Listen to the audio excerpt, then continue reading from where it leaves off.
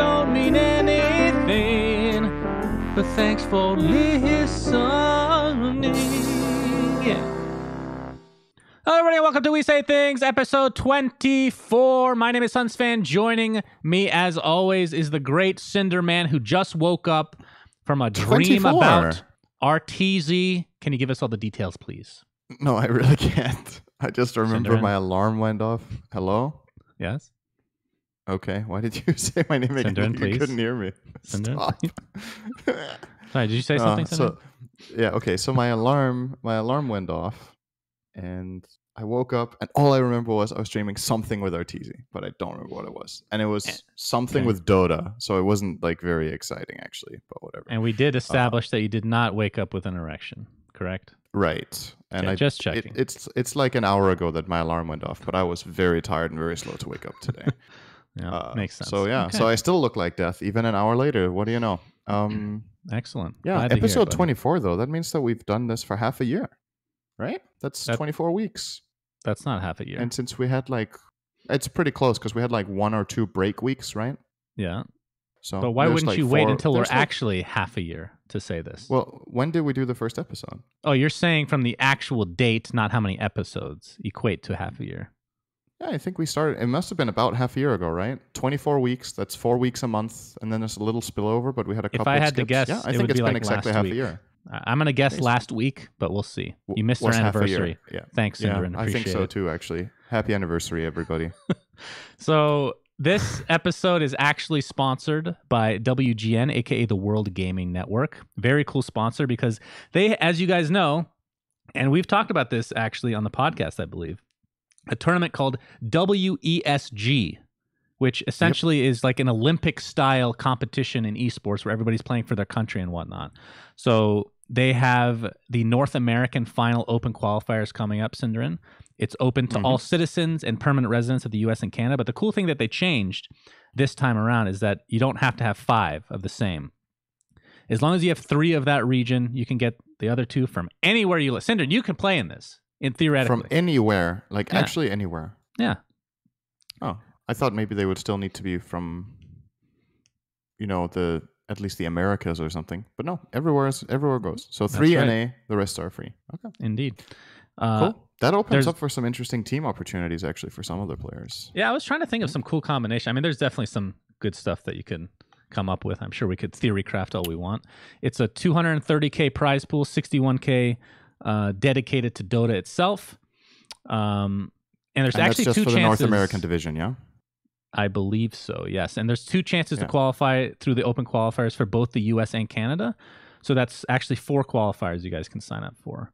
Trying to remember the dates were October 12th is the first qualifier for the US, and Canada's is on And the Canada. same. And then the second qualifier is on the 19th of October for both.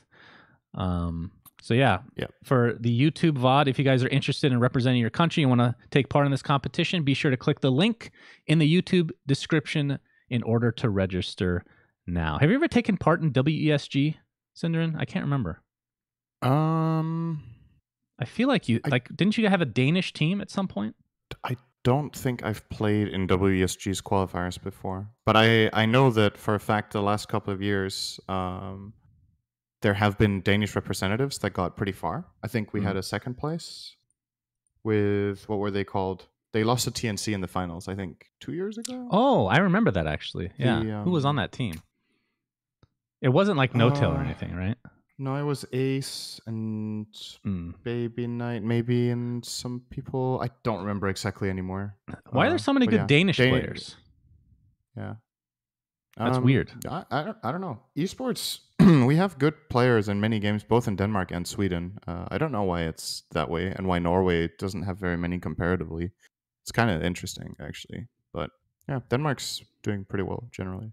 Yes, But anyway, indeed. the big takeaway from this is if you guys want to play the qualifiers, make sure you sign up for USA. Qualifier number 2 is October 19th at 12 p.m. Eastern, and Canada is 12:30 p.m. Eastern on the same day. So make sure you check that out if you want to play and try to represent your country, at least 3 of you.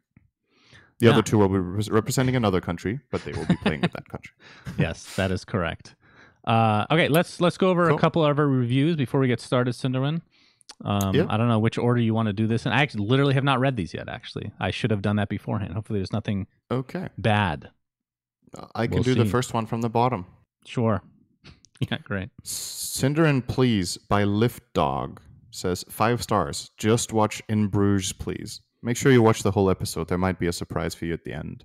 Oh boy, here we go. Second one, The Pommes biggest blue Pita, balls. which is one of my Twitch subs. So let's see how super biased this one is. From Best Germany.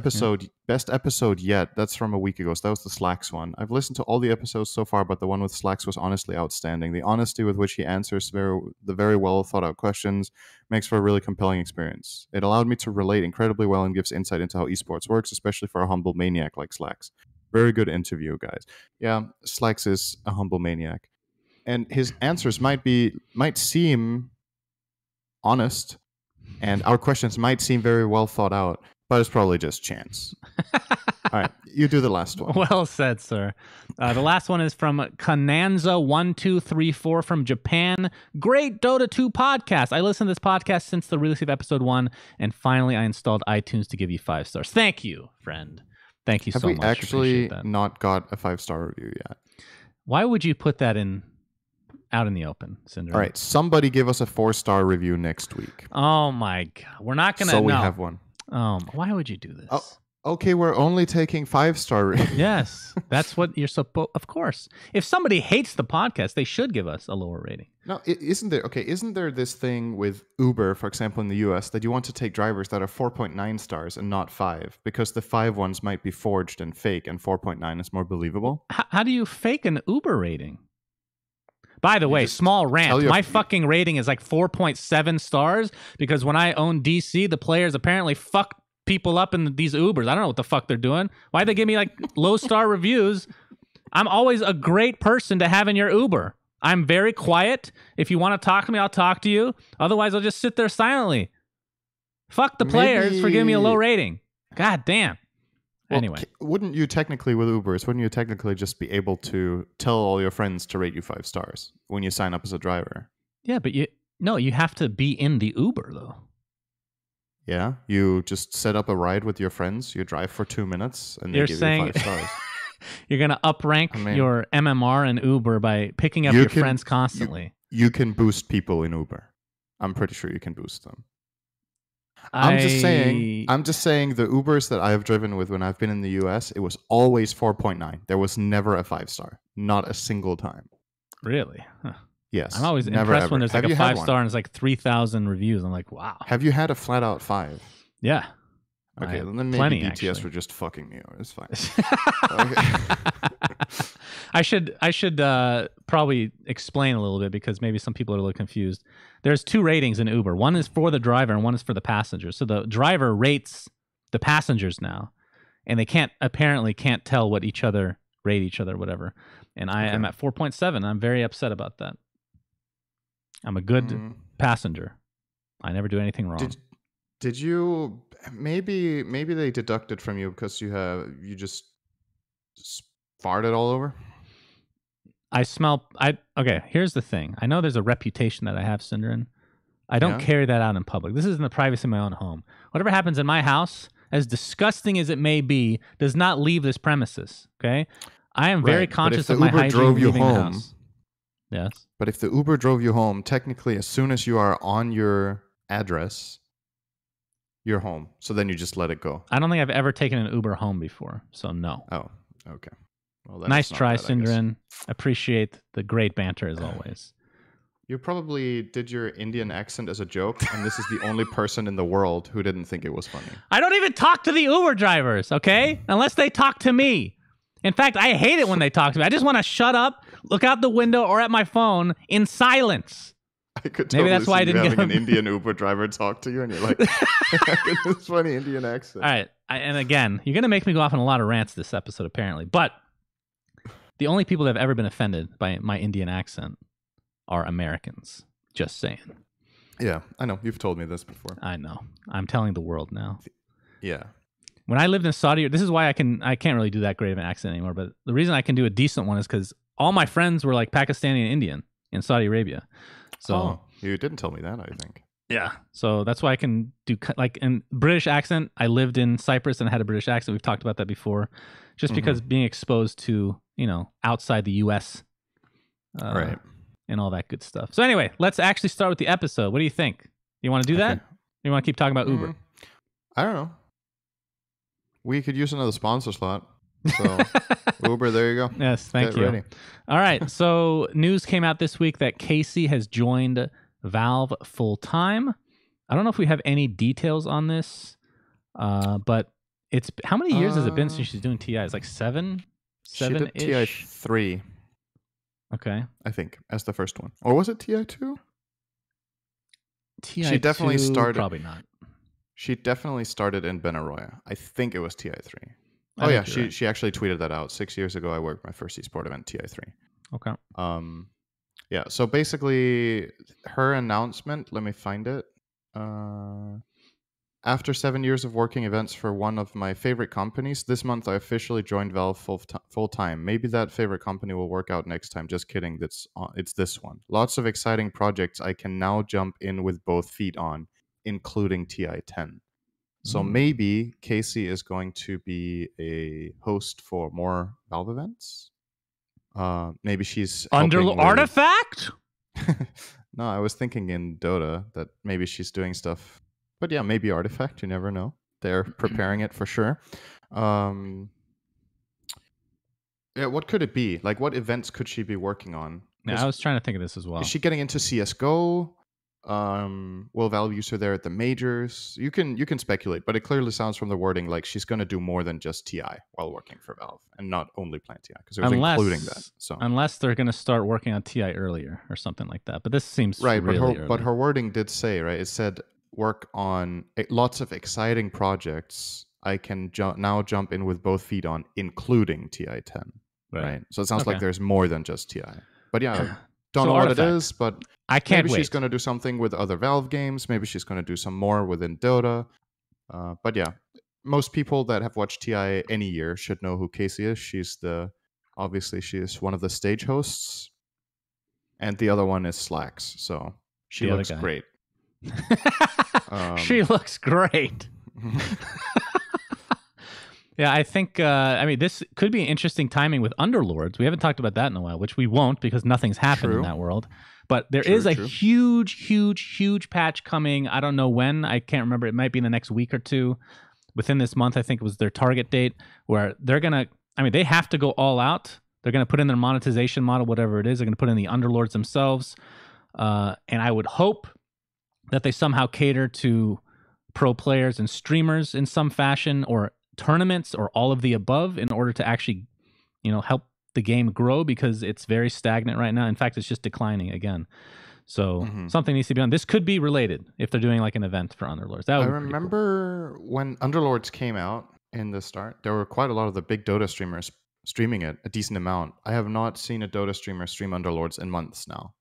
So hopefully they can find some sort of way to re-spark that interest. Because players like Bulldog and Gorg and myself, for example, we enjoyed the game and we were playing it a good amount. I haven't played it for a while now, but I could easily get into it if there's something that, re-sparks my interest. So big patch, or, just have a look. Yep, I agree. We're hoping for the best on that one. Yep. Cool. All right. So a matchmaking update came out this last week. Right. And it was a pretty big post. You want to go over each? How do you want to do this, actually? We can do it like last time. I'll talk about each bullet point, basically, and then I'll talk about my experience with it and how I think it works for other people. But that's just speculation, kind of. I don't know exactly how it works for everyone else. I haven't talked too much. But, so the first one is high MMR partying. The wording on this isn't like very... How to say, the title itself is not really explanation enough. So I'll say the titles and then I'll break it down. Let's do it that way. So the bullet points are high MMR partying, matchup combinations, match quality and role symmetry, medal rework, high watermark, and post-game match evaluation and post-game survey, and communication with low behavior score, and party spread, and core matchmaking code, and reports and player bans, and going forward. Okay.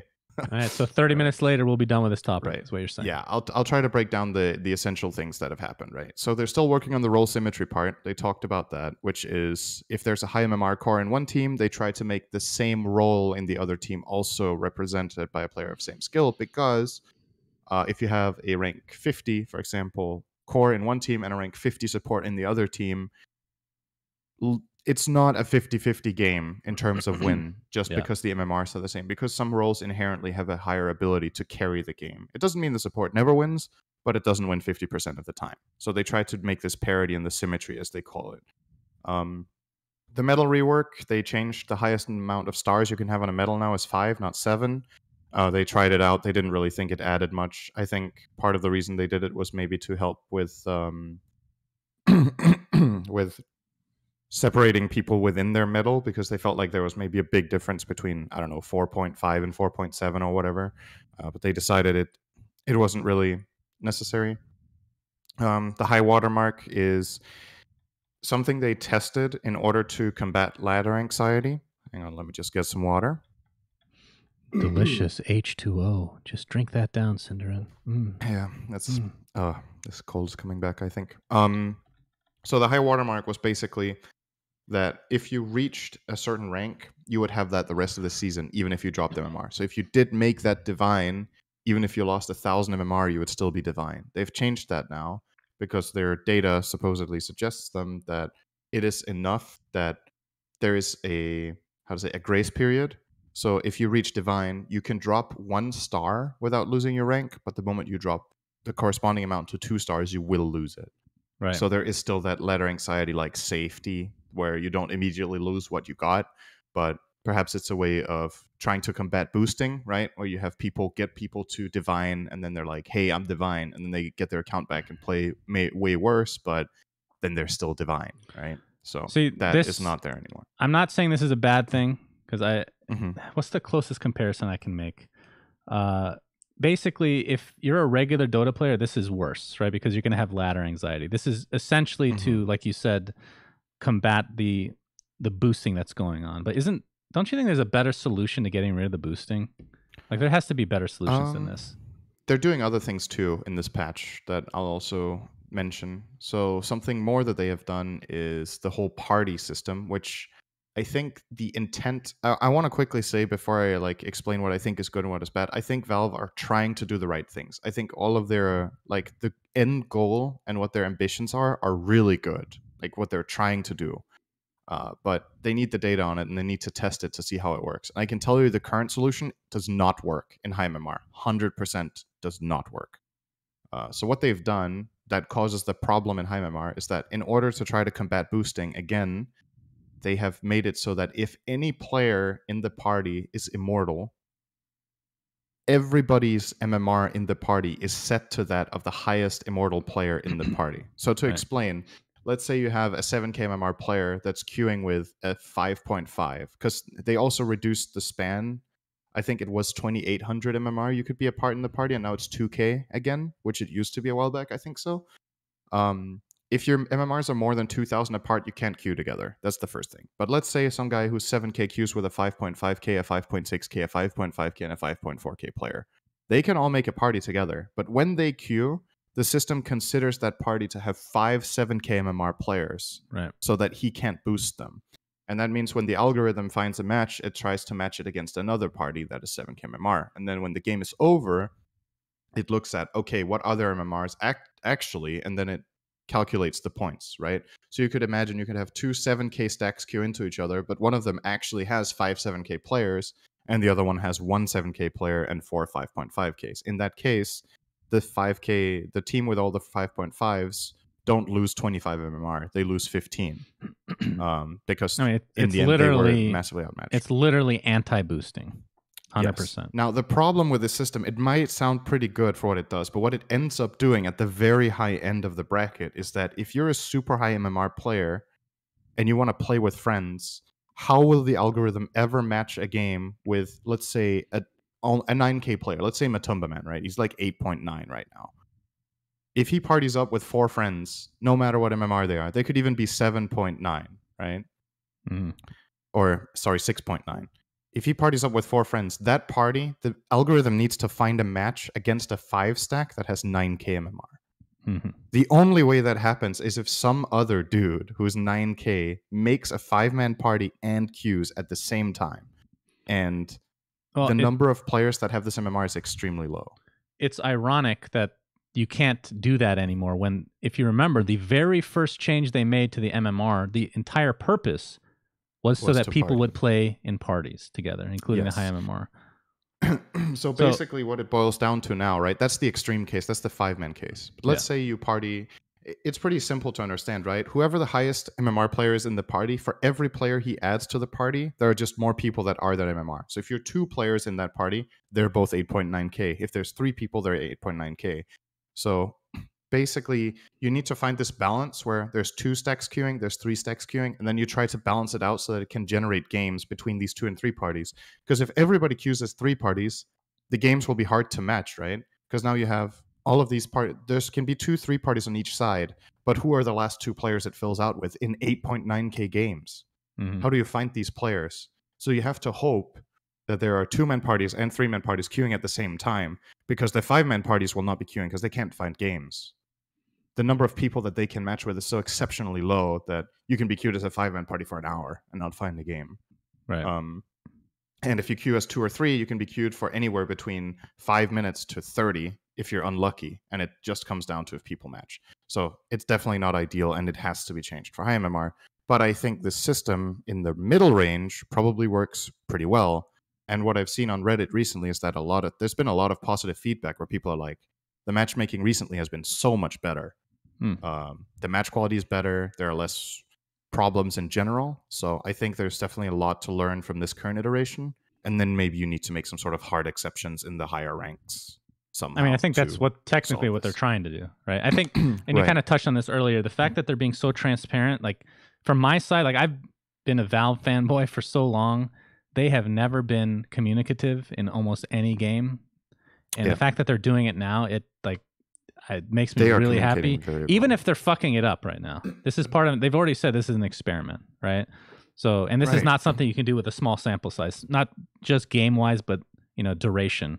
Yeah. So I would assume within the next few months they'll iron enough out to be able to come out with something that is, that works for every level of play at this stage. And you could, for example, you could think of this, the anti-boosting measure, right? Where you have only the immortal guy. What if it just makes an exception where if everybody in the party is immortal, then it doesn't do it?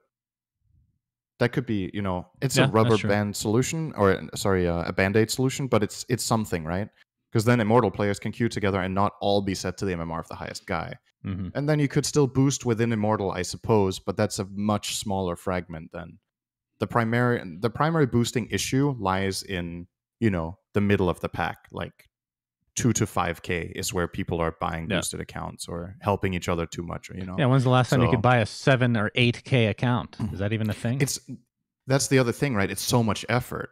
Yeah, it is. If you do want to boost an account to 7k, it takes really fucking long. And Mhm. you're going to eventually, along the way, you're going to run into a lot more losses because the games get incrementally harder, right? So I don't even know if that would be very feasible. But yeah, I don't know. It could be a potential solution. Or maybe if not all with immortals, you could say if everybody within the party is above 7k, you just make like this, just so the pros don't get messed up on their games, right? Or the very high ranks or whatever it could be. I don't know. There's they'll figure something out, I'm sure. Yep. And they also changed the combinations that can actually queue together, right? They've kind of flip-flopped on this a few times. The 3 and the 2 versus the 5 Yeah. versus the solos. That was the big one, right? A party of 5 queuing against 5 solos. That felt real bad being on the solo As far as side. I'm aware right now, 5-man can only meet 5-man, I think, again. Yeah, I think so. And 3 and 2 can meet anything. 3 can meet 3 plus 1 plus 1. They can meet 3 plus 2. And they can even meet 5 solos, maybe. I actually don't know if they can. Maybe they can.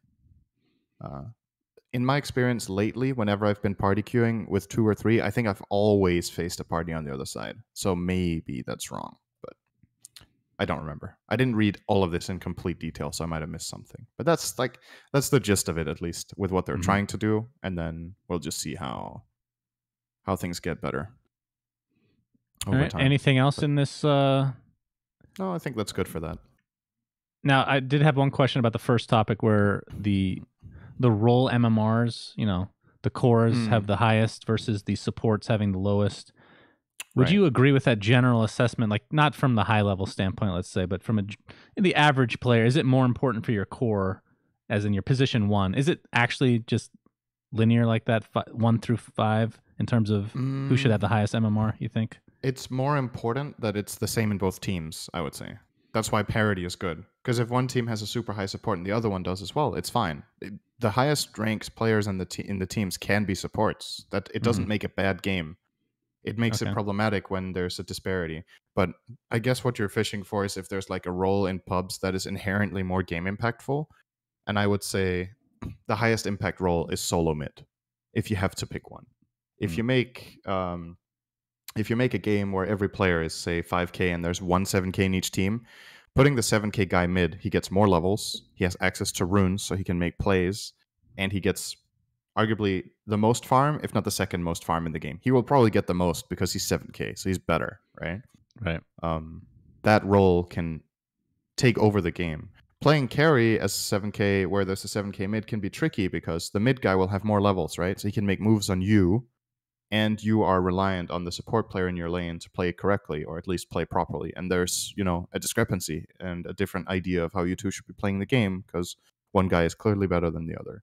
And when you're mid, you don't have to bother with that. You're not reliant in the same way on the help of your team. You can really make your own, game basically. So I would say that's the number one. But yeah, again, parity is the most important thing. I wouldn't have a problem playing support and being the highest MMR in the game if it's the same for the other team, as long as, again, within reason, right? I don't think in any matchmaking game that there should be maybe more than, say, 1,000 MMR between the players, but I am aware that in our player pool, it's super hard to make those games, right? Yeah. Well, that's but where the ideally- exceptions come into play, right? For whatever I mean, threshold. we're not. I don't think pro players will complain and be like, "Oh, the system isn't good," blah blah. But we also have a little bit of sense of reason that we know we're the few, and there is a system here that is trying to work for everybody. But we have to make our voices heard so that we can play the game at a good level. It's very much in the game's interest that the pro players are happy because that's what generates good streams. So it generates content that people want to watch, and the pro players are what people are fans of, right? So if the people that you're fans of are constantly complaining the game is bad, then it's not a good look, right? So you definitely want to make it work. All right. Well, moving on. Yep. I didn't even know their name was Quincy Crew. Yep. But Quincy Crew, which is the team that Sumail, Yawar, who else is on the CCNC, team? MSS, SVG, right? SVG, that's one I can remember. Sumail has left the roster now. So there's been a lot of question marks as to why this is. And I don't think anything was technically confirmed. I think Jack posted something on Reddit kind of indicating or implying that it was more of a, what did he say? More of a contract issue, I believe. Was that what he said? I don't remember the exact wording. I can try to find it. I think the first thing that people thought was that he just didn't fit on the team. And I'm like, there's no fucking way that's true. First of all, you would never leave a team that early, especially when your brother's on it. Even though he's playing position 3, which is not, the norm for Sumail, although he's done it before, he can definitely do that. I think he can definitely fit in. So I think this has more to do with, can't be really visa related, just because I think it's more contract trying to get a buyout is my guess, because he's probably very, very, very expensive. And I think he's still technically on EG's roster. Or sorry, I their suppose he payroll. might still be. Yeah, I don't know exactly. I don't know the specifics of this. But whatever reason they gave and whatever's going on, we can only guess. But the fact of the matter is, he's leaving. That's the 100% confirmed thing. We don't know if he has another team yet, or if it's a contract problem where he's just waiting out to see how that gets resolved. And the thing we talked about when this team was announced was the role composition. Like, how's it going to work with Yawar and offlane? And now they don't have to worry about that because now he's back to carry. He's going to play his best role, and they're getting an offlaner. And they're currently trying out Saberlight, who is I think he's a Czech player, so somebody from Europe who has been making a name for himself recently as a strong offlaner in the region. And they're taking him to the minor that Sumail helped them qualify for, by the way. He did play the qualifiers for the BTS minor. and yeah, he's going to be standing in there. He's a tryout, was their official wording. And when you're a tryout, there is the potential of joining. So if he's a good fit, he might be the stable offlaner of that team based on how things go at the tournament. So chat is reminding us that Jack specifically said in the Reddit post something to the effect of it's not only a contract issue, but a fit issue as well. And I have a hard time believing it. I'm not going to lie. How could there be a fit issue that quickly? You know, it's been 2 weeks. How long has it been? It's like no time at all. Oh, it could be a fit issue in terms of roles. That's also a fit, right? Like not the personality or whatever. Yeah, but here's the thing, his brother. Tell me if you think I'm wrong here. CCNC plays mid, correct? Is he playing mid for their roster right now? Yeah. Because Yawar is the one. If there's no contract issues, nothing against CCNC. Isn't it a no-brainer? You put Sumail mid. If worst comes to worst, if fit does not feel right, him as the offlaner, isn't it just like there's no question you put him mid and you don't care about anything else? It depends a bit how the team is made up, right? Because I mean, first of all, the team is named after their mid, so maybe it's. I mean, that's true, but still. Maybe it's okay. So maybe it's a team that MSS, CCNC, and SVG agreed to build together. Okay. And if that's how it works, then you don't generally kick one of the cornerstones, right? To make space for whatever.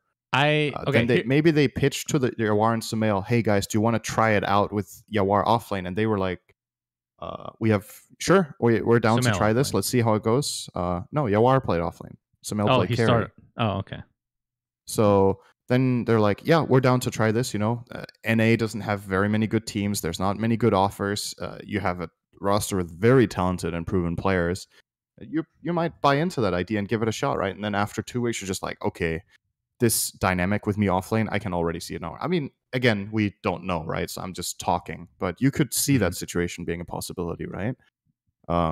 As for if they're all like if this was a whole thing where they just sat down all together and agreed, let's play together, and it's not anybody's team or nobody really made it to begin with, I think your perspective is totally legit, right? Like you could have put Sumail mid and Yawar carry and got another offlaner, and CCNC had to find something else, but it brings up a very interesting conversation because you have this problem currently, I believe, and I had this problem back in the day. I'm not going to say it. Back when I was playing competitively, okay, where Hey, Slacks, you listening? I had a real problem just ditching people to play with like the actual legit people. Like I had plenty of opportunities to play with people that were on my level, let's say, at that time, but I just really wanted to make the friend team work, right? The thing is, I was just too nice of a guy, essentially. The thing is, like, I feel like it's more cutthroat in Dota just because there's just so much more money in the scene now that this is less commonplace, actually, what's happening right here. If of course, like you said, we have no idea what's actually happening. I'm just, bullshitting here. But I think on paper, let's say I own the team, okay? And I'm in control of the roster, which isn't really a thing in Dota, I know. Sumail is mid. It doesn't matter what the other positions are. That is the most important aspect of the team. So it could be what you're saying, where these three guys got together, whoever it was, putting the roster together. It's interesting that the other two don't just step over the line, if you will, to make sure that this is the best for the team. But so there's got to be something we don't know, which I'm sure there's plenty. There is also the potential that Sumail wanted to play carry, and they built around that. Because if you remember in the past, he did try offlane as well. He transitioned to offlane for EG. They tried it for like 2 months, and they were like, okay, this isn't working. Sumail back on mid, right? So maybe I think it's a common thing in Dota for a lot of players that you play this game so much, and it's so intensive, and the season is very exhausting for the teams that are really good, that are going to like all the big DPC events and doing all the practice for it. It can be really reinvigorating to get a different perspective, and you're like a super established player. You think you're super good at carrying games. You're like, you want to try something else. You just want to do it for the. It might sound stupid because you're like, we're talking about one of the best mid players in the world, but clearly he has had this motivation before to play a different role. So maybe it's that again. He's like, I would love to try to play carry for a bit, and then people are like, hell yeah, man, it's Sumail. we'll play with Sumail. We think Right. he can carry. That's a good point. Yeah. It could be both ways. There's no saying that he was the one who budged. It could be the others that gave into what he wanted, and now he's Mhm. like, okay, you know what? I'm gonna play mid, and then they have to I make feel a move. like so here's another interesting topic. So great players moving from position to position. The 2 and the 1 aren't that different to the point where I feel like Sumail could make either work technically. I mean, I don't know enough Mhm. about it. Maybe you can educate me. I feel like him going to 3 like he did back in EG, that was weird. That was really weird. Not that he couldn't be good at it. It's just you're Yeah, literally at that time at least the best mid in the entire world. What's the point? yeah, It's like Michael Jordan. It's not exactly the same, but let's say Michael Jordan retires and goes plays baseball for a couple years because he didn't actually make it to the major leagues. I don't believe, but he was still like athletic enough to be good at other sports. Obviously, this is the same right. sport, so it's not the greatest comparison, but still, why not just stay where you are obviously the best? I Like think you just get bored or something. I think the reason EG did it was the patch at the time had It basically was the catered offlaner more. be Yeah. the offlaner was the playmaker, and the way Sumail loved to play was to get levels and then do stuff around the map. He was playing heroes, like Puck was one of his stables, and it was just not a very scaling hero. So I think what they were trying to do was put him in a playmaker position so that he can do stuff.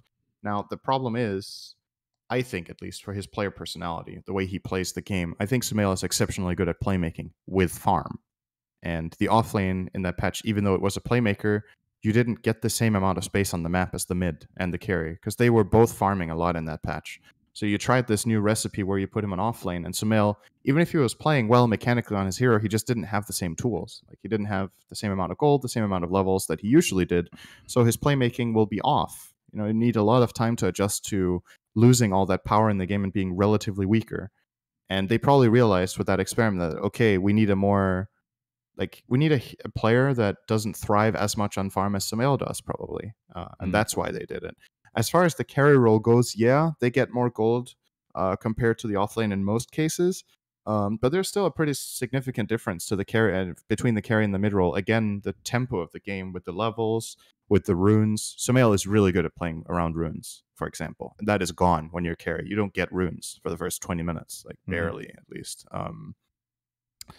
And it's way more slow paced for most carries. They need time. They are not the ones initiating and dominating the map. They're the ones reaping the benefits of the teammates making the majority of the moves. They're still joining. Carries are doing stuff way more nowadays than they did 2 years ago. But there is a clear difference between those 3 roles. I think the core roles are very different, all 3 of them. Even if they get good farm and levels, the role they play in the game and the dynamic in the team is very different. And to me, Sumail is a mid player. Like, still, I think he's exceptionally good and he can play all 3 roles, but I think his mid's just better. This new patch that's going to come, it's going to shake things up. Who knows what each role's even going to look like, right? Because there's always been these drastic changes. There's been a lot of rumors. Obviously, this is just what people want to join the old Team Liquid, which I think they're unnamed still, whatever their new org is going to be. Yeah. Because Team Liquid, but also I think OG because of Ana, not.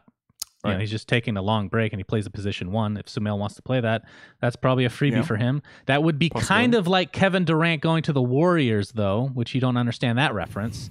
So not sure if he wants to go down that road. Sounds like a bad thing based on your intonation. It's like Arteezy going to EG after they won TI and then not winning TI, and then your reputation takes a hit, even though it's maybe unjustified in that case. Right. Gotcha. So I personally, even though I love OG, I would not want him to go to OG. I think OG will only change a player if one of them is absolutely just flat out either stopping with competitive Dota or taking a break that's longer than half a year.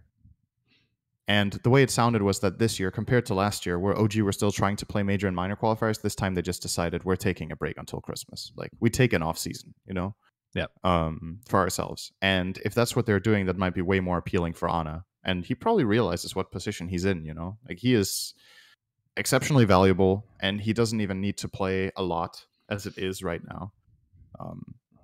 And you saw with OG last season, they tried a different player, and the dynamic, it just was not the same.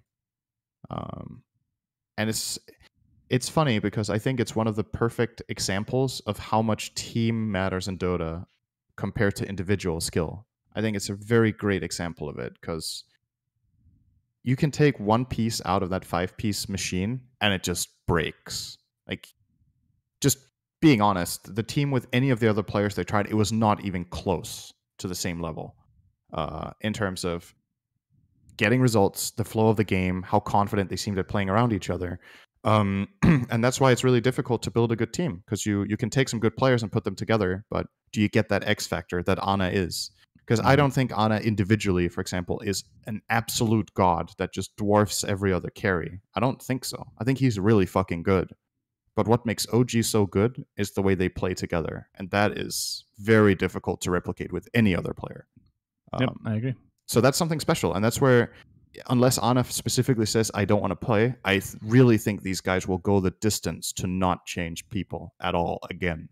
If it means, if Ana's like, guys, I need a longer break. I don't want to play after New Year. I want to play in March.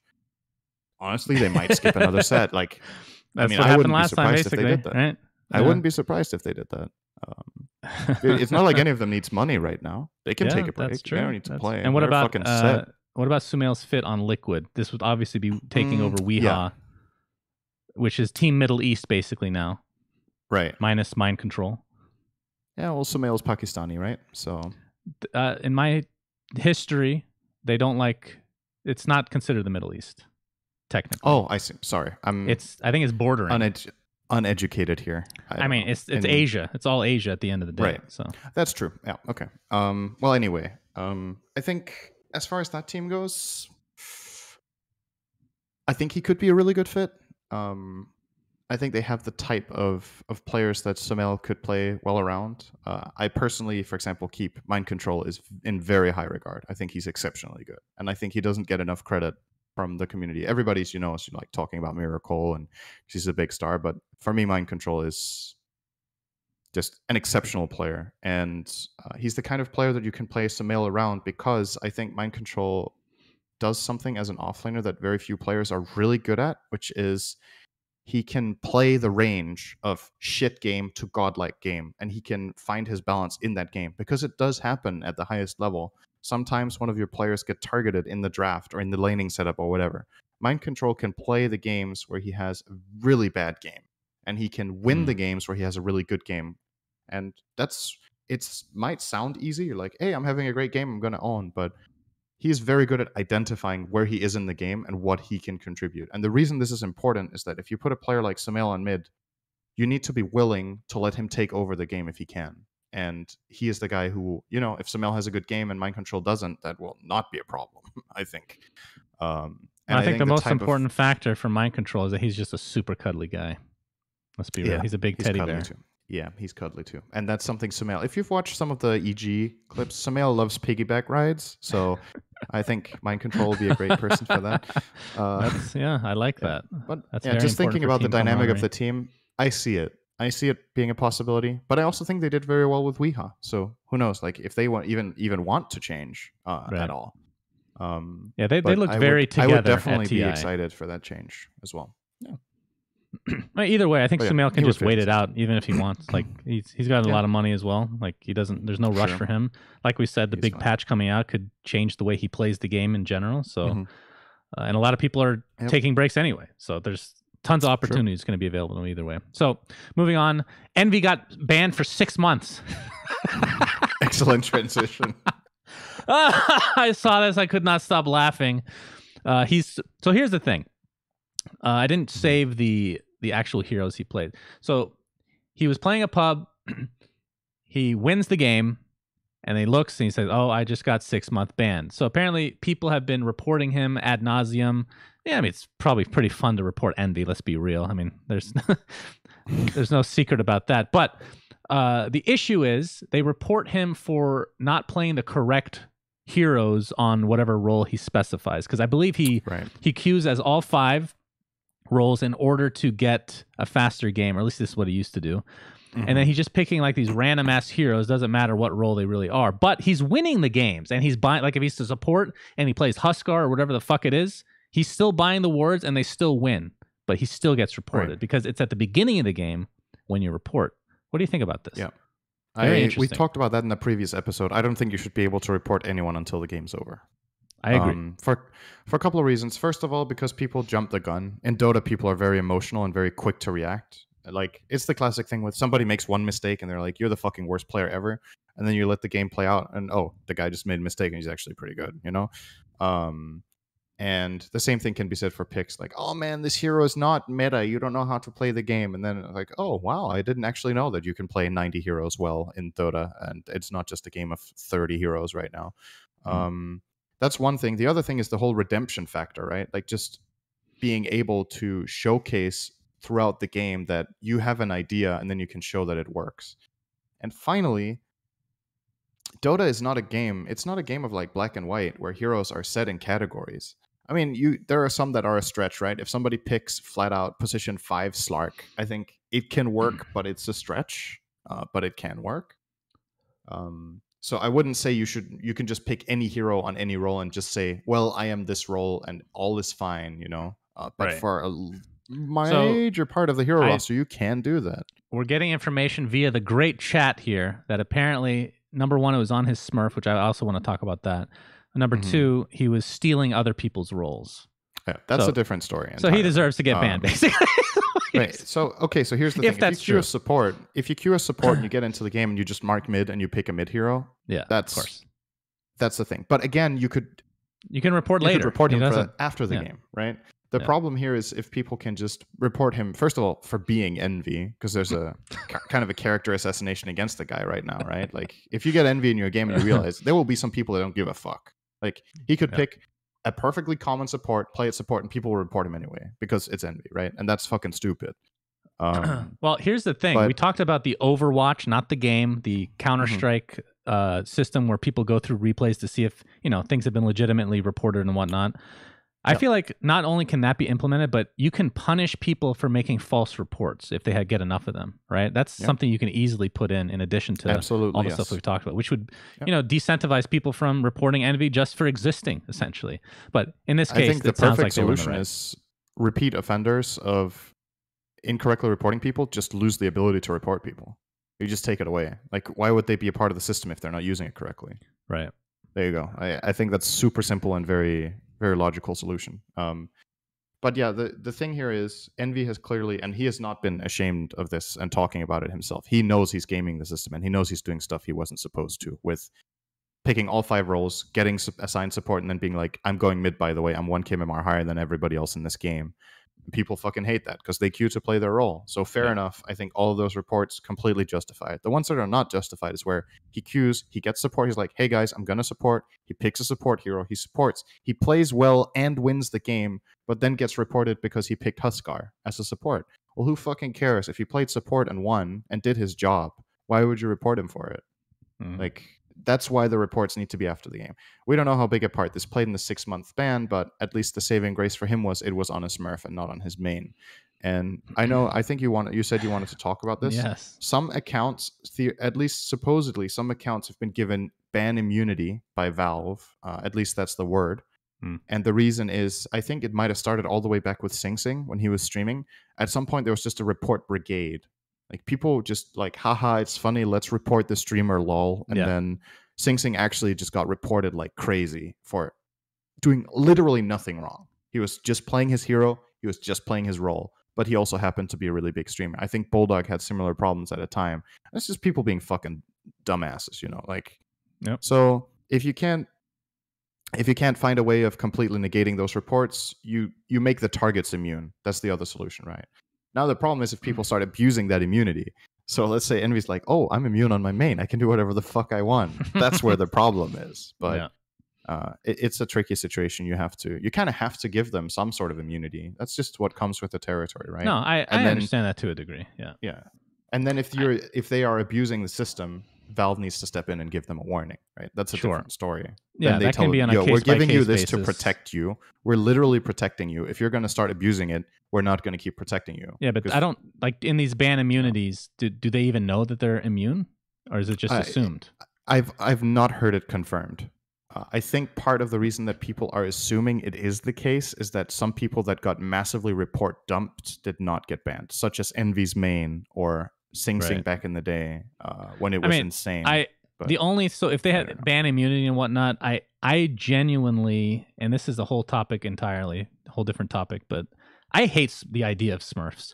Like back in the Counter-Strike days, Smurfs weren't really a thing, but when they were, because of MMR and stuff like that, like especially in ESEA, like trying to boost people in different accounts, you're still paying extra money for it, but it was very much frowned upon. So I've just come from an old school mentality where Smurfs are horrible in every single way. Like if you want to play with your friends and you can't, play unranked. That's why it fucking exists. Like the whole idea of Smurfs, just I've never understood why that's like people are very open. Like I'm sure you have a Smurf. No, like, I everybody don't. Has. But that's really? But that's an exception. Yeah, it's an exception. Okay. But I personally just hate it. Here's the thing. In Dota, it's a bit trickier than that because ideally, I'm with you. Like ideologically, I think everybody should have one account and they should just play on their main account. But there are a couple of reasons that having a Smurf is beneficial competitively in Dota. The first one is if people don't know it's your Smurf, they can't track your match history or like get information from playing against you and knowing it is you. They won't see what heroes you play leading into a tournament, for example. The other one is people are really fucking good at this game. So when they're playing on their main and the main is super high MMR, if the queuing system is in, for example, the way it works right now, if the system with MMR is struggling to match games, people don't want to queue for an hour every game. They want to queue for 15 minutes or 10 minutes. And if the algorithm is in a state where it's struggling to generate games, Arteezy, for example, had times in the past. He's a perfect example because not only is he high MMR, but he plays in the region that I think has the lowest amount of really high MMR players outside of maybe South America. Like the SEA servers, the China servers, and the Europe servers have a way stronger MMR pool than NA does. So if you're 9K player queuing in NA, it's hard to find games. So what do? You know, especially when he was streaming, right? He needed to make content for his stream. Nobody wants to fucking watch a queue for 45 minutes every game. They want to see gameplay. So what's he do? He makes a Smurf and plays 6K. And then he stomps those games, but at least he has content, right? So it's like one of those... It's just tricky because... Well, what about all the people you're literally ruining a game for an entire other team? Because I know. So much it is selfish to a degree, but it's in a way... I feel like the onus is on improving the system so it's not attractive. Like that has to be the end goal, right? Is to remove as much incentive as possible from doing it. And the biggest thing for pro players about smurfing, I almost guarantee the number one thing is queue time. The second thing is MMR pride, or whatever you want to call it, where you're like, okay, I don't feel like trying my absolute hardest and I don't want to take the hit on my MMR. I'll play on my other account, and if I lose, it's not that bad. That doesn't mean they fuck around and try to lose. But maybe they're not like 100% in it in that game. And then there is finally the thing about, you know, maybe potentially concealing strategies or not showing what you're practicing. Like, let's say a player like Mid1 goes into TI and on his main account, he's played 20 games of Meepo in the last month. People are going to find that. But if you played it on a Smurf and nobody knows, all of a sudden, wait, what the fuck? Secret play Meepo? You know, there's a game win for you in a winner bracket final or whatever. You know, it's huge. It's less, okay, so... I understand why a player would want to do it. I'm not saying I don't understand why a player would want to do it because it's inherent benefit not only for, you know, getting into your queues faster, getting easier games if you just want to fuck around or whatever, or to hide strategies. But I don't think it should be allowed still. You know, I mean, ideally there is a workaround for it where there's got to be something. Yeah, you shut it out, or you find a way to you hear the pros out and find a way to help them. Perhaps they've already tried to take steps with like concealing match info or whatever, but I think it's hard to train something on your main account and not have it be available anywhere, right? People will find it somehow. Even like if you imagine all match histories got deleted, people would start taking screenshots. You know, they would watch the game in the game, and then they would be like, they would just take a screenshot every time player X plays a game, and then they would make a file on it, right? So they would still find it. You needed to basically remove observing of pub games. You needed to, and even if you did that, the people that are in the game with them could still take screenshots of what they're playing. So, and yeah, it might sound ridiculous, but in terms of tournament preparation for something like TI, it could come down to that. Like people would do it because anything that will give you an edge that is within the rules, right, is... You want to get those advantages. That extra 2%. Yeah, I get it. Yeah. So, yeah, it's a tricky situation. Again, my stance is I don't have a Smurf. I don't put myself above people that have a Smurf. I don't feel superior in any way. And I think if you want to combat it, you need to disincentivize it. You need to make it less attractive to I have a Smurf. Smurf, That's it. Synderen. That's the goal. I have a Smurf. Yeah. You have a statue, a little blue one? I played, an actual Smurf account. I played one game on it because I was trying to do a new series. This was years ago. A new series on me grinding up, but being a positive and happy person. I played one game and changed my mind and never logged on again. Because you felt bad or because you couldn't be happy? Because I could not be happy. Yeah. I had a feeling. It was really hard to be positive. We're doing great as our throne dies. It just doesn't work. Anyway, moving on. Blitz is now going to be coaching Team Liquid, the old Alliance roster, that is. Of course, he coached Liquid back in the day with Miracle and Kuroki, and then came to DC while I was still part owner, and is now going back to Liquid. And I have to say, so here's the thing. I don't know what kind of coaches they have in addition to him, but his role, at least on DC, that's all I can really speak for, and Liquid, because I know about the past there. It was more like a life coach role, which I have to say is like mega important. Like it is. Oh, this is actually tough to. It depends on the team. I think in some teams it is actually more important than an analytical coach by far. Mm-hmm. But it just depends on your personalities. What do you think about this change to be a coach? I agree that in some teams the life coach is more important, but I don't know if that's the case for Alliance, because I think, ex-Alliance, now Liquid, because they seem to have this like very good personal bond. They've gone through a lot of hardship. They've played together for a very long time without having that much success. They still stuck it through and got there. And after TI, where they had a crucial mistake with the gyrocopter pick, they still stuck together through that. They knew it sucked, and they took it with super strong mentality. They just dealt with it and moved on. So I don't know how much life coaching is very much needed for that exact team. I guess we'll see. Maybe it makes a huge difference. Maybe I'm wrong here. But I definitely agree. In some teams, there's a lot more tension. There's a lot more people that, need that outlet, not necessarily to talk shit about their teammates to somebody. Like, that's not what I mean. Just, that like whole social aspect of somebody who brings the team together, encourages them to do stuff. It's just fun to be around and lightens the mood. Like, these kind of things matter a lot. It's a mental game to a large extent. So, yeah. As far as his choice to do it, I think it makes sense. I think he probably just misses it, honestly. I think he had a blast doing it. He probably enjoys casting too, but similar to the Sumail thing that I talked about with wanting to do something different and, make a change, perhaps he has stagnated a bit in casting. Maybe he lost some motivation. Maybe he was like, it got a bit too... maybe he lost a little bit of the spark with that, and he feels like he had that with coaching, and he's one of the lucky people that has the opportunity to do both. So why not? Yeah. That's probably what it is, honestly. I don't think he hates casting. I just think he likes this more and feels like a bigger drive. And he, it's like a personal gratification thing. You want to feel like you're doing something that you enjoy, and power to him, right? Yeah, he's worked with Liquid before as an org, so he knows the the higher ups, which makes a big difference, right? That is a good org. Yeah. Yep. But I think I can relate. I don't know about you, Synderen. Like it feels like you can just go into Dota, play all day, and just repeat over and over. I feel like I can't do one thing. I have to do a bunch of shit. Like, this is why I never really tried to be like just a caster. Like, it was always just one of the things I did, because I just love doing all this other stuff, and it kind of spreads you thin a bit. But it's just, for me, it's personality type. It's just more enjoyable for some reason.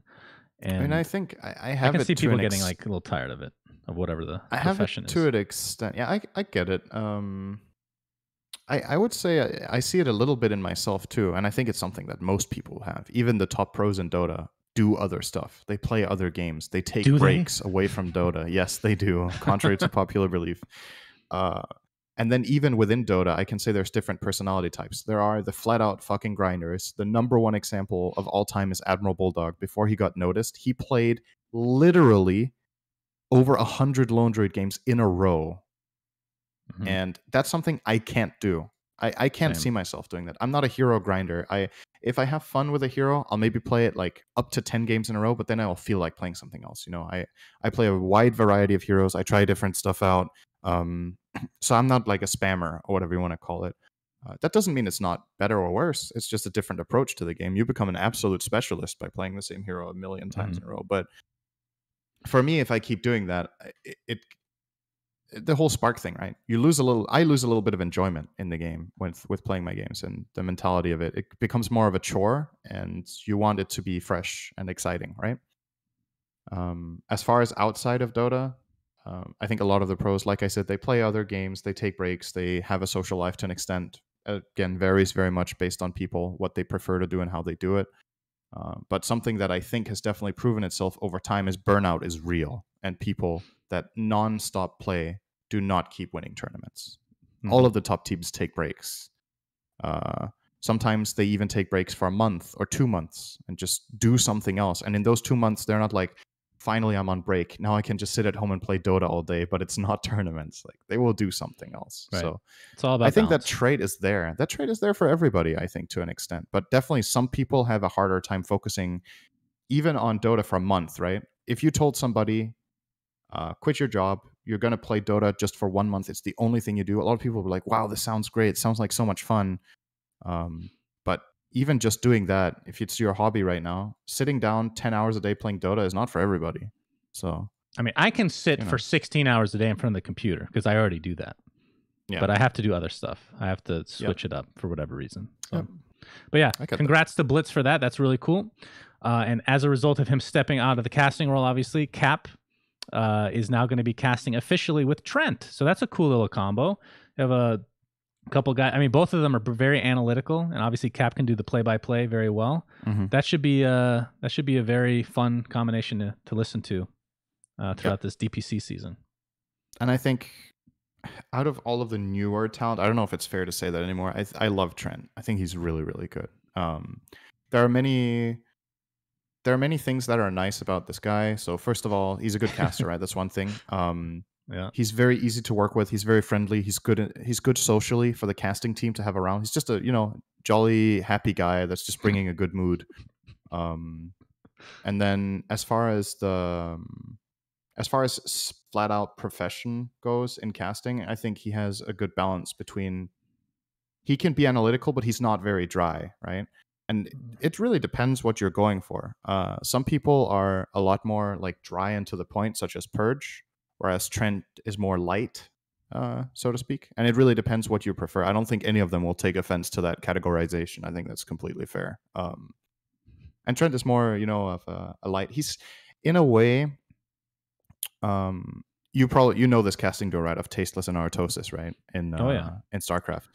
That's what people compared us to, Cinderin, back in the day. They don't, yeah, because I think that's something we did as well, right? Is that we didn't, even if we were being analytical or whatever, we were still lively and having fun, right? We were being analytical?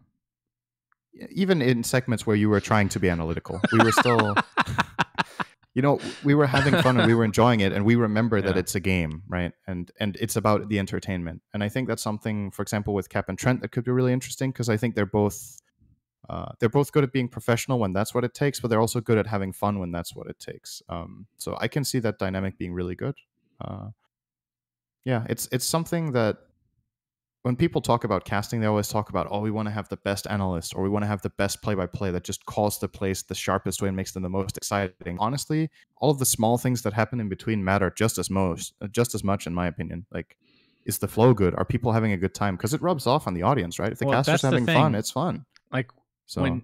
And we saw this earlier in esports as well. This is why Tasteless and Artosis were so good, because everyone is just trying, especially back then, and it's gotten a little bit better since, everyone's just trying to be super professional. They think the only way that you can be a commentator is to essentially copy traditional sports, because they're so much bigger, at least back then.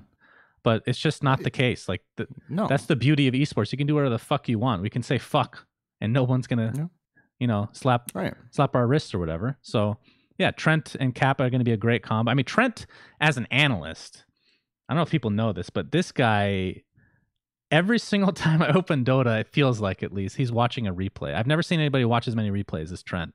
It's kind of absurd. He has a problem. He's literally addicted to watching replays. But luckily for him, it helps him in his day-to-day work. So, maybe he's just doing a good job. That is a possibility.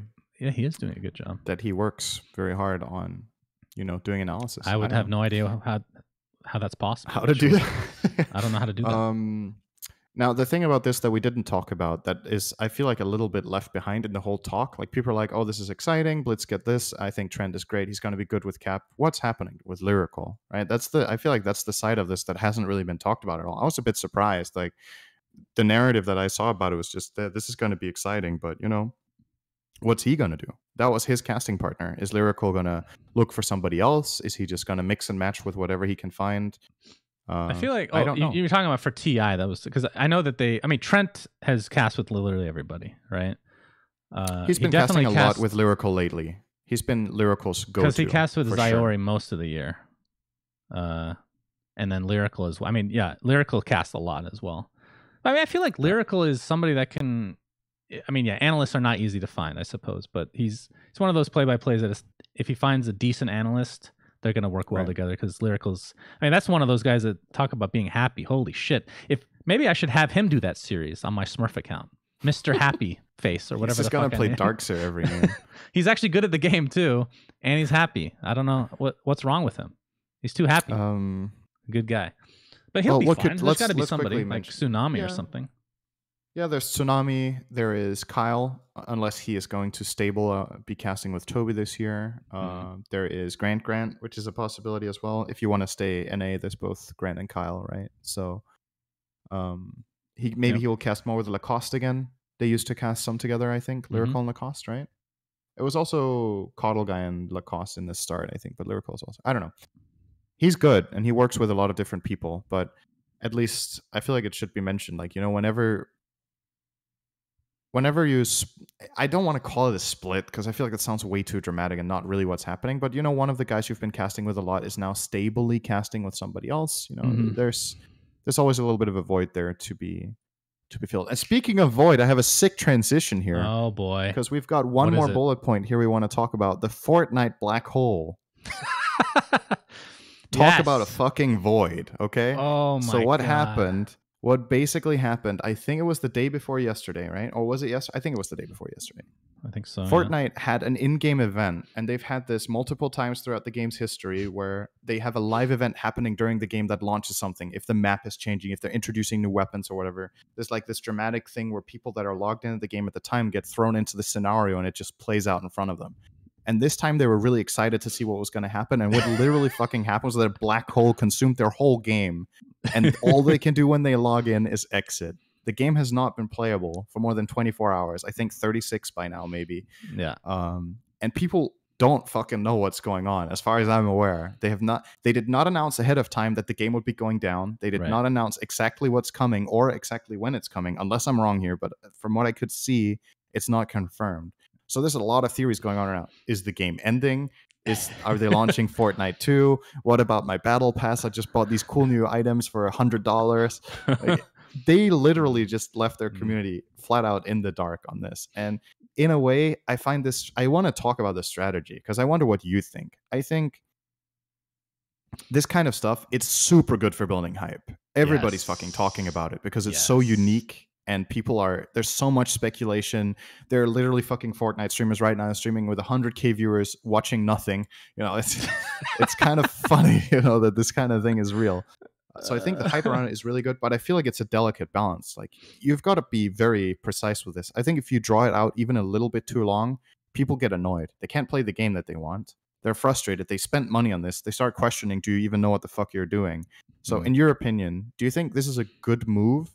And if you think it's a good move, how long do you think you can do something like this for? Well, because I'm really curious. Like, I think they're absolute fucking genius. Here's the thing.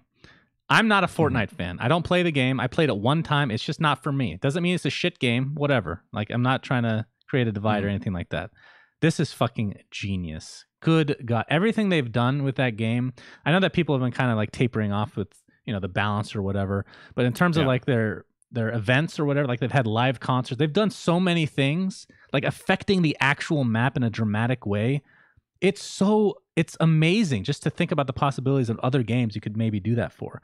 But this one in particular it's unprecedented, like you said, and that's the reason it's so hype. And people have been, like I said, tapering off on the idea of Fortnite anyway.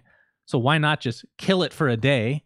Because apparently, according to the chat, it's back up right now, by the way. Because right when we went live with the podcast, they came out with or a leaked video came out with what the new season is going to be. It's called Chapter 2 Season 1, whatever the hell that means. We don't know any of the details, but Right. I think it's unbelievable marketing, actually. Every single news site is talking about how is this not good for the game? Yeah, you can't play for a day, but do you think those people will not play when it comes out with all this new shit? Of course they are.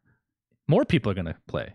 It's genius. It's one of the best marketing jobs I've ever seen in any game ever. It's pretty incredible. I'm interested to hear what you think, though. Do you disagree at all?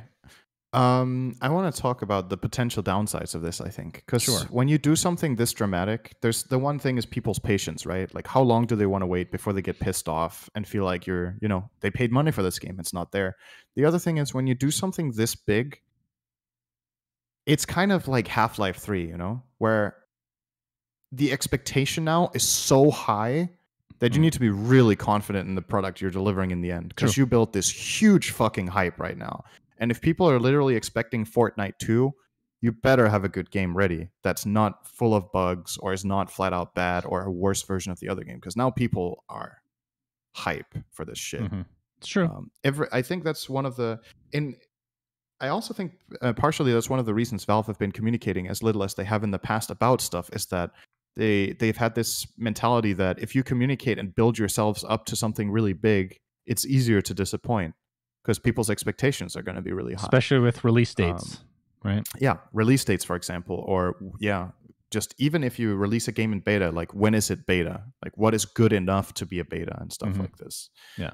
So being really careful about this to not disappoint customers can be really valuable too. And that's my biggest concern for Fortnite over all of this, is that they build up this fucking huge thing and then it's just the next season and there's nothing like really, really big happening. Then people are going to be disappointed and they're going to be like, why the fuck did you shut down our game for 2 days? Well, you're saying two different things then.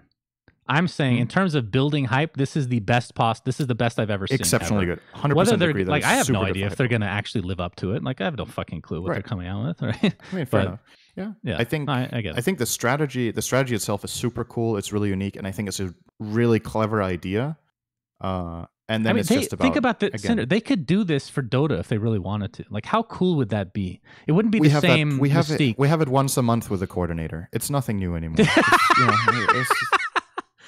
It's whatever, man. That's a really boring ass mini game. Holy shit!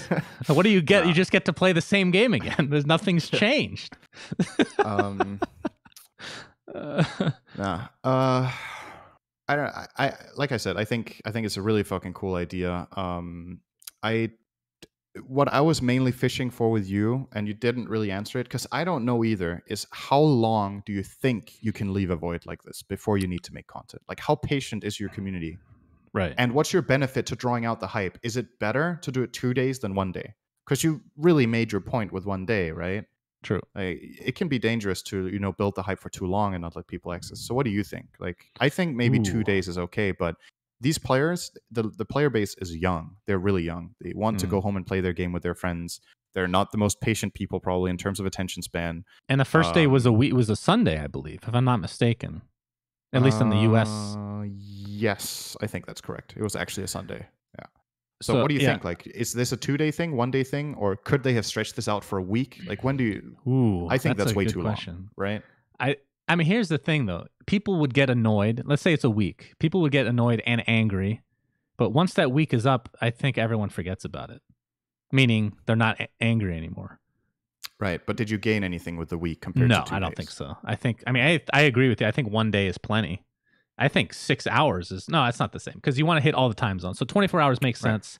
They went to the 36-hour mark, and I believe they came out with everything. So, yeah, I have no idea why, but it's fascinating. This is stuff that if you were going to school for marketing or something, this is like a great subject to just decipher, it's like just really to look in detail. It's so interesting.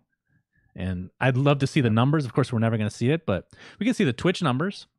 Like you said, they have been after 24 hours, huge. The official Fortnite thing had 50K viewers on literally nothing. It's just a little black hole. Like, it's nothing to watch. 50K viewers. That's absurd. Yep. So yeah, this was really well done. I was very impressed. And I still think I know it's not going to be the same thing, but they could do something similar in Dota, like to a smaller degree that would spice things up. But like the Roshan hats that come out every year, you can make a storyline behind it, right? You don't. It doesn't need to be so vanilla. Like, oh, the patch notes. Roshan has a Santa hat. Why not make it more interesting? Make some lore around it. I don't know. I think that kind of stuff is cool. Anywho, moving on. Dota 2 is down until we have paid for Roshan's Santa hat.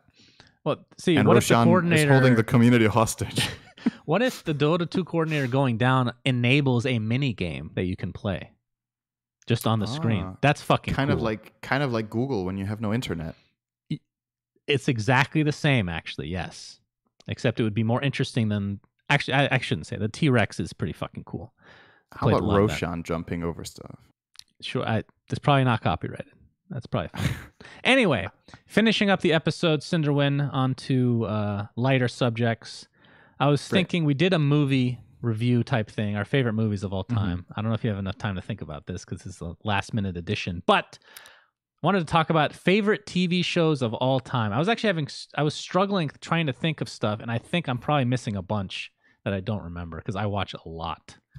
But I do have my list. Okay. Do you want to go first? I don't know what do you want to do here?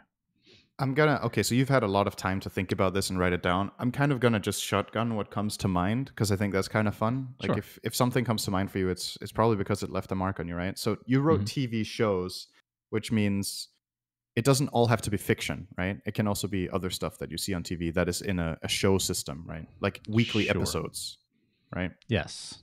Fine. Okay. That's a little bit more boring, but go ahead. Okay, yeah. So the reason I'm saying this is the first ones that come to mind were fiction. I loved Community, especially. I haven't watched all of the seasons, but especially the first 2 seasons were fucking amazing. I loved that show. Wait, what show? Community was outstanding. Community. Oh. It was really, really good. The Dan Harmon show. Yeah, I loved that show. Interesting. Game of Thrones, for the most part, was really, really good. I know people love to hate on that shit because of the bad ending, and I'm with them. The ending was not good, but the way to the end was very good. I think multiple seasons were arguably some of the best seasons ever written for TV in any show. And now this is the curveball I'm going to give you right now that just came to mind. It's really random how sometimes you think about things like this. Please do. When I was a kid, I loved watching, I think it was called Robot Wars on Discovery Channel. Oh, yeah. The one where the cars drive around and have to flip each other, and they're on this basically little football field, and then it has traps and spikes coming out, and it's about building the robot that beats the others. Yeah. This one stood out to me because I remember that being so fucking cool when I used to watch TV. So I loved that back then. So I guess I kind of have to mention it as one of my favorites. Yeah, okay, that's just 3 off the top of my mind. You can go. This is Monkey, by the way. If you're listening on audio, I don't know if you can tell she's purring. She's very happy to be held. Or so I laughed at Community because I did like Community a lot, but I thought it got really bad over the When series. did it get bad? Because I might not have watched the stuff that you thought got bad. I mainly watched the first 3 seasons, I think. Okay, I think it was during the 3rd season it started. I don't remember how many seasons there were, but first 2 seasons I definitely liked. Anyway. So this is my list, and I couldn't think of everything. I'm pretty sure I'm missing stuff, but have to go with nostalgia. Seinfeld, amazing show, one of the best of all time, and I do believe that many of our listeners maybe have never even seen an episode, which makes me very sad. And in terms of the other comedy that I have on this list, which is kind of based off of Seinfeld in a lot of ways, is Curb Your Enthusiasm. I think it's the best comedy series I have ever watched. It is God tier. If you've seen Seinfeld, then you'll know there's a character named Costanza, George Costanza, who is actually based off of the real life person, which is Larry David. And that's what Curb Your Enthusiasm is based off of, is Larry David. And George Costanza is probably my favorite character of any show ever. I think he's fucking hilarious. So that's easily my number 1 comedy. In terms of like actual dramas, which I tend to gravitate towards, I like Black Mirror a lot. It's kind of a hit or a miss, but I do like the idea of shows not ending with a happy ending every single time. I like that idea, and of course the technology aspect to that's very interesting and fascinating. Do you like the idea of shows that are not ending when they end? Because that's what I feel like Black Mirror a lot of the time At Well, least in Black some Mirror episodes. I've watched is a good amount of episodes, and I really like them. But I feel like a lot of the endings are actually not conclusive. And I'm not saying that's a bad thing. I just wonder yeah. what you Some think. of them are a little open ended. They make you think. Sure. I mean, some of the episodes are just shit. Let's be real. I mean, it just depends on what you're looking for. Mhm. Yeah, it doesn't necessarily have to answer all the questions if that's what you're saying. Like, for example, Lost. Yeah. I thought that show was garbage. I watched every single season though because I just wanted to see what happens, and then in the end, I was still disappointed. So it was just a waste of time entirely. But Well, I you also watched really it. like Sherlock. I think that's one of the best. It's like some of the best dialogue of I any still show. need to see those. You've actually. never I have seen not seen those. Sherlock? Yeah, I forgot that I want to see them. They're like 1 hour and a half each, right? The episodes. They're really long or something. Yeah, I mean the Isn't it? seasons are only like It's 3 basically- episodes though. They're so- basically movies in their own right, right? Every episode is basically a movie. Yeah. and I need think to they watch did them. make a movie as well, kind of. Anyway, There's a couple of Sherlock movies now. Is there 2 or 3 by now? I don't remember. No, 'Cause I think I've watched you're talking 2 about Sherlock the shitty movies. ones. No, there's a couple shitty ones that are not the same Sherlock. Oh, maybe. Like the there's one with multiple Robert Downey Sherlock. Okay, now Jr.? it's- If Yeah, you're thinking I've of watched Robert- 2 of those, I think. Those are fucking garbage. Come on, that's not the same. Okay. I mean, I don't know if it has Benedict anything to do with it. Cumberbatch as Sherlock. That's what I'm saying. He's amazing. Okay. And then the last show, which I'm trying to actually think, if this is my favorite show of all time, it might be. And most people have not heard of it. They canceled it after 3 seasons, and it's called Leftovers. I think it's such a good fucking show. Slacks hates it, but he only watched 1 season. So here's the thing, Cinderin. I know you're not going Right. to watch this show, even though I know for a fact that you would really like it. The first season okay. is like, it feels entirely different than the other 2 seasons. I wouldn't say it's bad. It's interesting, but it's not like, oh my God, I have to watch it. Season 2 and 3, though, some of the best TV. It is the best TV I've ever seen. And I'm very sad that they canceled it. It's essentially about a certain segment of the population just disappearing, very small percentage, just disappear one day. And the entire series is essentially about how people are reacting to that. And I find it just so fascinating. It's so interesting to watch. And the acting is God tier. You just reminded me of a show that kind of just came out on Netflix that you might enjoy. Susie and I have watched the first season. That's All There Is. And it's called, what is it called exactly? Beforeigners, it's called. I don't know if you've heard of that. I've heard might of it. like I that haven't show. seen it. We watched it. It was good. I don't know if it doesn't deserve to be in best shows of all time or favorite of all time, but I enjoyed it. So I just wanted to mention that might be something you would want to watch. That reminds me of a show. I'm not going to put it show. as on my list because it's like my top 5, but I would highly recommend anyone watch American Vandal on Netflix.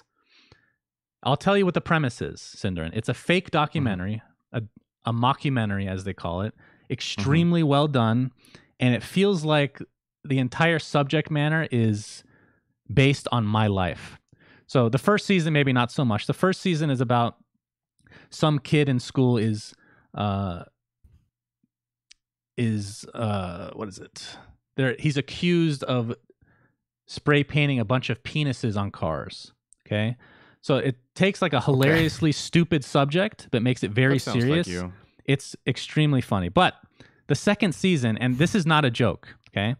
I'm not going to spoil it, but this is in the preview, so I can at least give this away. The second season, the subject matter is about an event that occurs at school, and these same like reporters or whatever you want to call these student documentarists, if that's actually a word, trying to investigate what happened. The entire school shit themselves in the cafeteria. It was called, the person that left behind their card was called the Turd Burglar, I believe. Why am I not surprised that you've watched this? Cinderin, This sounds... I am telling you, I know it sounds stupid. Here's the thing. No, and it everybody, sounds like your life story in big scale. So here's the thing, though, okay? This is the interesting thing about this season. And I literally had to look up to see if the people that created the show follow me on Twitter. Not only was there shit and all this stuff that I found hilarious, but there was also a lot of different references like to basketball and to this, like, for example, this guy that's in this group called the Horsehead Collectives. They wear fucking horse heads. I'm like, this is literally me. Did they get inspiration from my life? I had to go check if they follow me. They don't follow me. But let me tell you, Cinderin, and I know you sue think them. Here's the thing, though.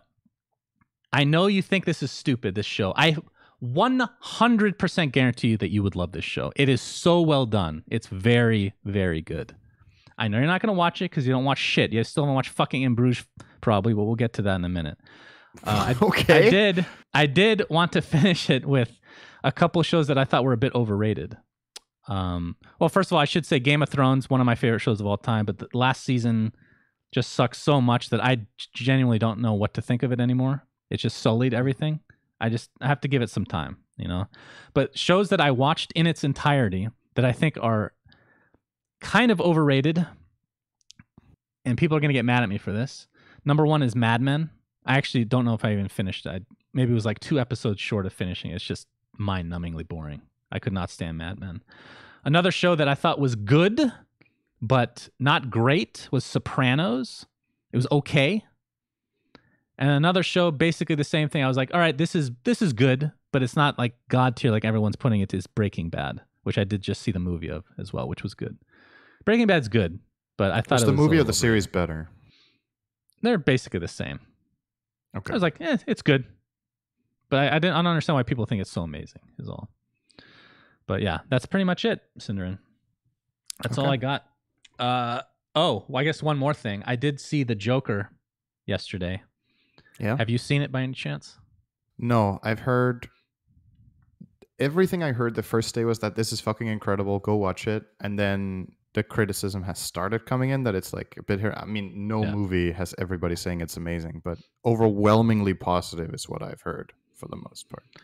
Yes. PPD thought it was bad, I think. I guess I can kind of understand why some people think it's bad, I suppose. I understand why there's like there's a discrepancy between people's opinions. Like it's either you love it or you hate it. I absolutely loved it. I thought it was like, if you want to call it a superhero movie, even though he's a villain, here's the thing, like superhero movies, I'm not a big fan of, Cinderin. I don't know how you feel. Like Marvel stuff, I genuinely can't stand, honestly. I find them just horrible, actually.